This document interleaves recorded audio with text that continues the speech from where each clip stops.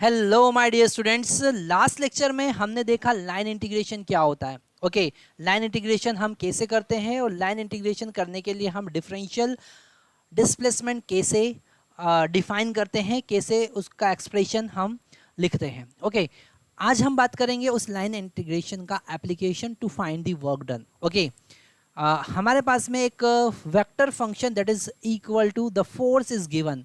Okay, हमको यहाँ पर एफ वेक्टर फोर्स गिवन है। क्या गिवन है? फोर्स गिवन है।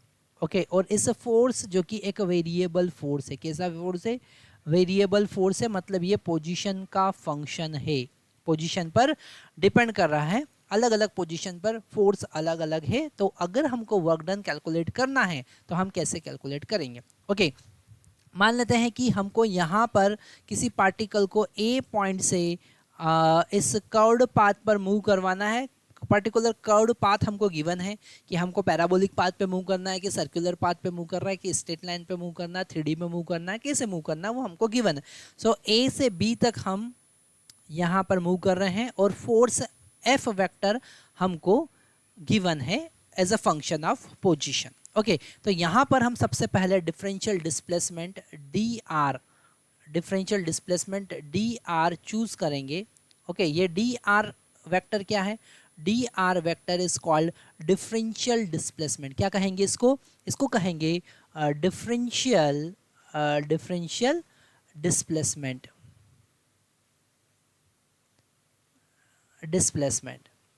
Okay,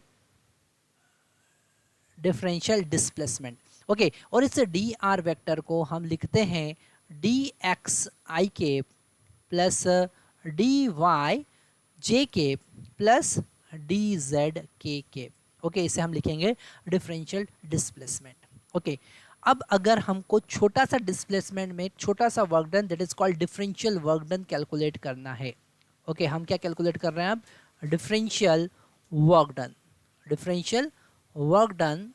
So this differential work done dw is equal to force f vector dot dr vector. Okay, अगर हमको यहाँ पर टोटल वर्क डन कैलकुलेट करना है तो हम इसको इंटीग्रेट कर देंगे a से b तक। किसको? f डॉट डी आर को इंटीग्रेट कर देंगे तो हमको टोटल वर्क डन मिल जाएगा। That is the simple concept.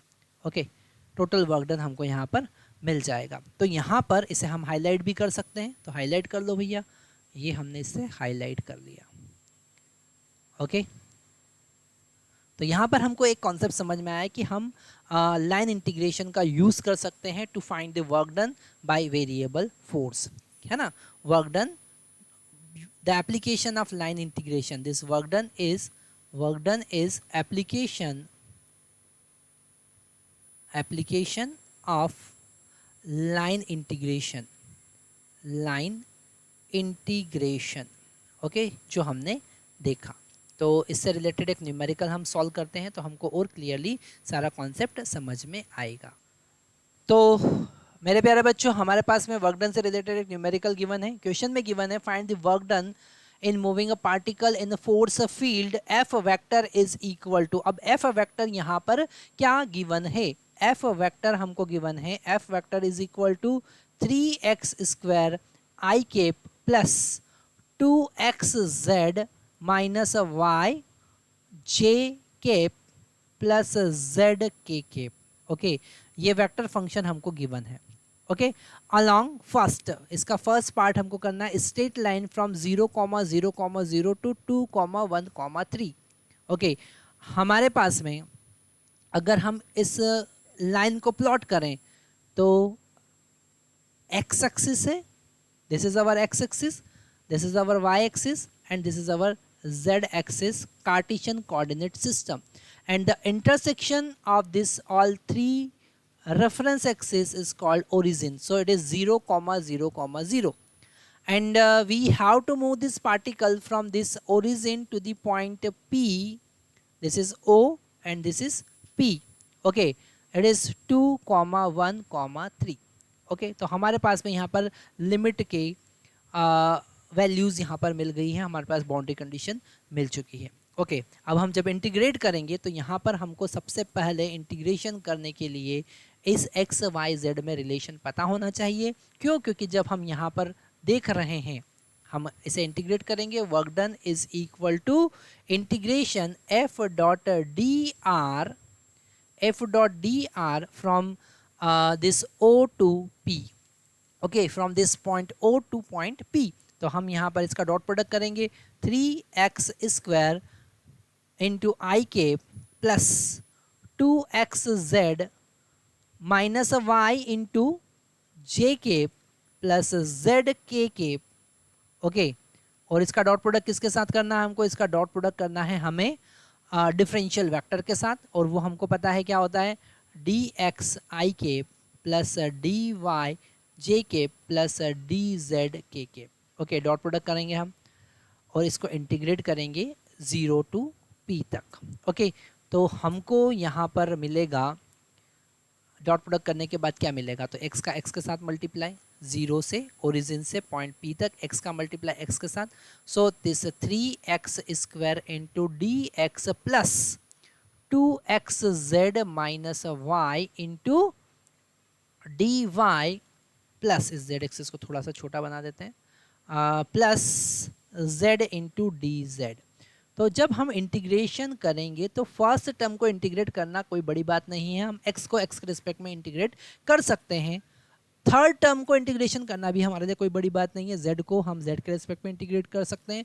पर यहाँ पर जो सेकंड टर्म है, जब y के रिस्पेक्ट में इंटीग्रेट करेंगे तो x और z भी प्रेजेंट है, x और z भी प्रेजेंट है। तो हम यहाँ पर इसे, इस x और z का वैल्यू हमको यहाँ से पुट करना पड़ेगा, इस लाइन के फंक्शन से हमको पुट करना पड़ेगा। तो हम यहाँ पर लाइन का इक्वेशन लिख सकते हैं, है ना, और वहाँ से वैल्यूज़ कैलकुलेट कर सकते हैं।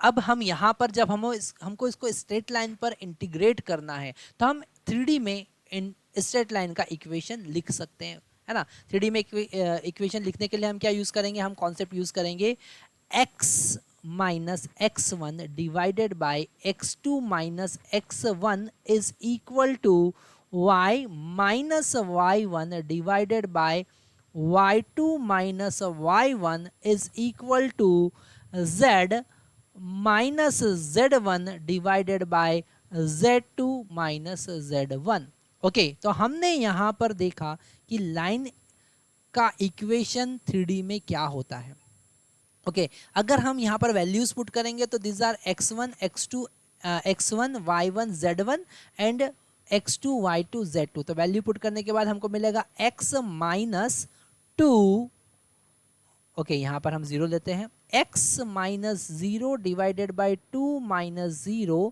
Is equal to y minus 0, this are x1 y1 and z1 and these are x2 y2 and z2. So y2 that is equal to 1 minus y1 that is equal to 0 and z minus 0 divided by 3 minus 0. Okay, तो यहाँ से हमको मिला x by 2 is equal to y is equal to z by 3. तो starting के अगर 2 term को हम इक्वेट करते हैं तो यहाँ से हमको मिलेगा y is equal to x equal to 2y, x equal to 2y and z equal to 3y, okay. ये हमको मिला। इंटीग्रेशन करने के लिए हम इन सब का वैल्यू पुट कर देंगे, इंटीग्रेशन बड़ा इजी हो जाएगा। अब 3x², तो x² का इंटीग्रेशन x³ बाई 3 होगा और लिमिट भी यहाँ पर x की पुट करेंगे तो x का लिमिट है 0 to 2, कितना है 0 to 2, x1 to x2 plus integration ये हो जाएगा 2x, x का वैल्यू हम क्या पुट कर सकते हैं 2y, y के टर्म में उसको कन्वर्ट कर दिया और z का वैल्यू हम पुट कर सकते हैं 3y माइनस y, इंटीग्रेशन करेंगे y का लिमिट पुट करेंगे 0 to 1 और इंटीग्रेट करना है with respect to y, okay. और यहाँ पर लास्ट टर्म जो मिला z, इसका इंटीग्रेशन हो जाएगा z² बाई 2 और लिमिट पुट कर देंगे 0 to 3, ओके। ये इंटरमिक्स नहीं हो इसलिए यहाँ पर हम एक लाइन ड्रॉ कर देते हैं। तो आपको ये कॉन्सेप्ट समझ में आया होगा, ओके। इसे हम आगे सॉल्व करते हैं तो हम थोड़ा सा स्लाइड डाउन कर लेते हैं, ठीक है।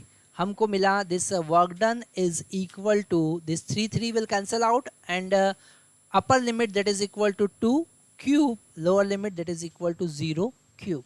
ओके, ये फर्स्ट टर्म सॉल्व हुआ, प्लस यहाँ पर अभी हमको इंटीग्रेशन करना बाकी है, तो इंटीग्रेशन हो जाएगा 2 into 2 that is equal to 4 into 3 that is equal to 12 y square minus Y into d y plus यहाँ पर 1/2 अपर लिमिट पुट करेंगे, 3 स्क्वायर लोअर लिमिट पुट करेंगे 0 स्क्वायर।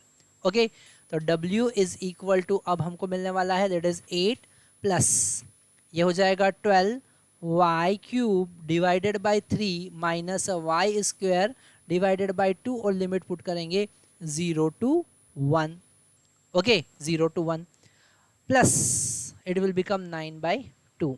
आगे सॉल्व करेंगे तो हमारे पास में अपर लिमिट यहाँ पर इस सम में भी लिमिट पुट करेंगे, तो 8 प्लस इसे हम लिख सकते हैं 4, सो 4 इंटू 1 का क्यूब माइनस 1 स्क्वायर बाई 2 और 0 पुट करेंगे तो हमको 0 ही मिलने वाला है। तो ये हमारा सेकंड टर्म भी सॉल्व हो गया दैट इज प्लस 9/2। ओके, और इसे सिंप्लीफाई कर सकते हैं, ठीक है, इज इक्वल टू 8 प्लस ये हो जाएगा 4 माइनस 1/2 प्लस 9/2, तो 9/2 minus 4 that is equal to 8/2 that is equal to 4। okay, so this 4 will cancel out, you will get 8। थोड़ा सा और मैं आपको अच्छे से बता देता हूँ। हमने यहाँ पर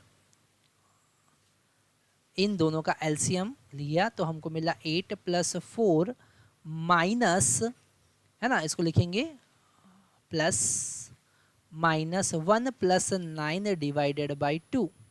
ओके, तो ये हो जाएगा 8 प्लस 4 और ये हो जाएगा 8/2, 8/2, so it will minus 4, so this 4 will cancel out and finally we are getting 8।